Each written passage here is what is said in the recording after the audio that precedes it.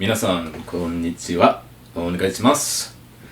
Hi there, I am Carl T. Rogers, the story philosopher, and in addition to being an award-winning writer and director, I am also a martial artist. I study Aikido and Kenjutsu and several other styles. This means that fight scenes in movies are especially important to me as a director and as a screenwriter.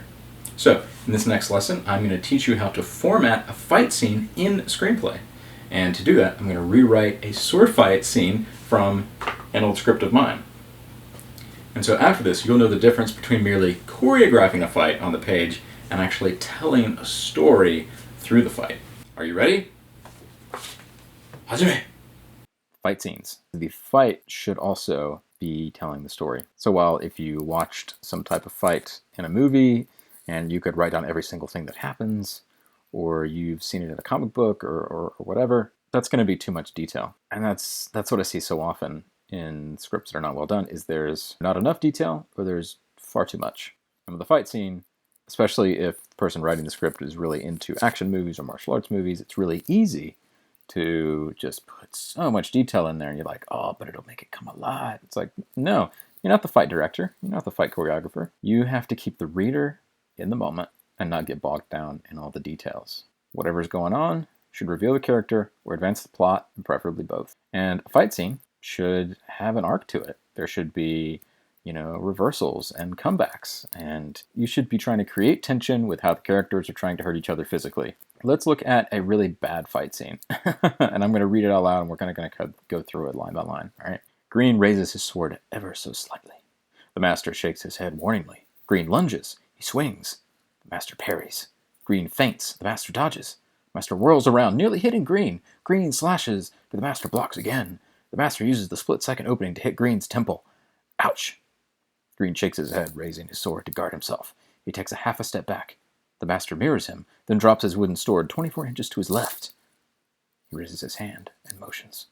Green slashes upward at a 45-degree angle. What's wrong with that? It's got a lot of action in it. It's got lots of different words in there. So we have this line here, raises his sword ever so slightly. Is that important to the story?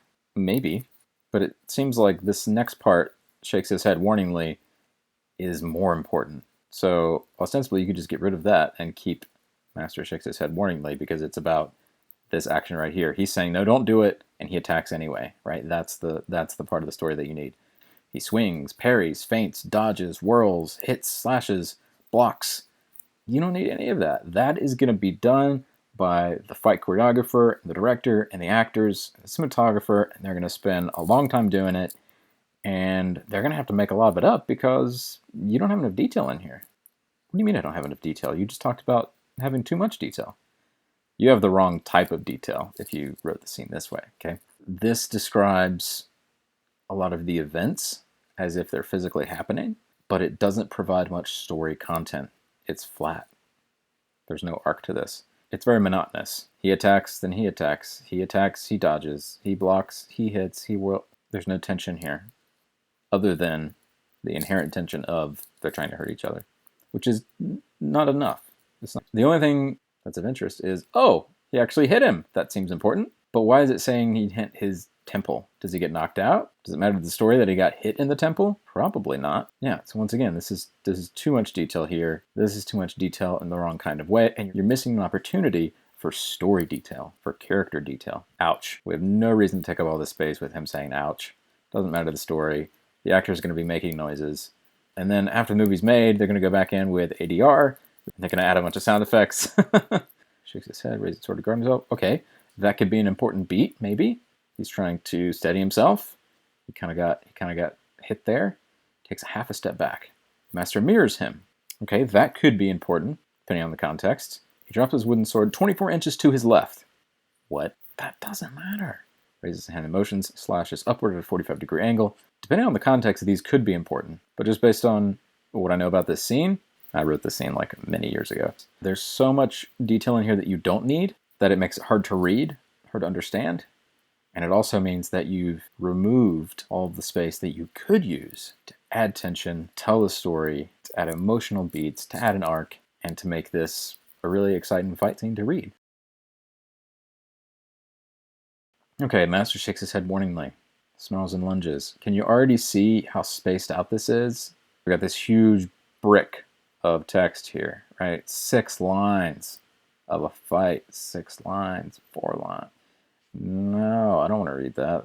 Yeah. See, that's readable. Shakes his head. He snarls and lunges. The two fight back and forth across the room, but Green can't draw a drop of blood from the old man, who toys with him. I'm not talking about blow by blow. I'm not trying to make this. He's at the 5-yard line and the 4-yard line. Oh, it's a 3rd down. Like, it's not that type of storytelling. Okay? Bashes him again and again and again. He's whipped, but refuses to quit. So you have this more of this characterization here. He snarls, he lunges. The master toys with him. He's whipped, but refuses to quit. All of this is implying character information, and it shows how one person is winning the fight, then the other person tries to fight back. You have tension, you have changes in speed, and it's much more interesting to read. That's how format will affect the fight scene.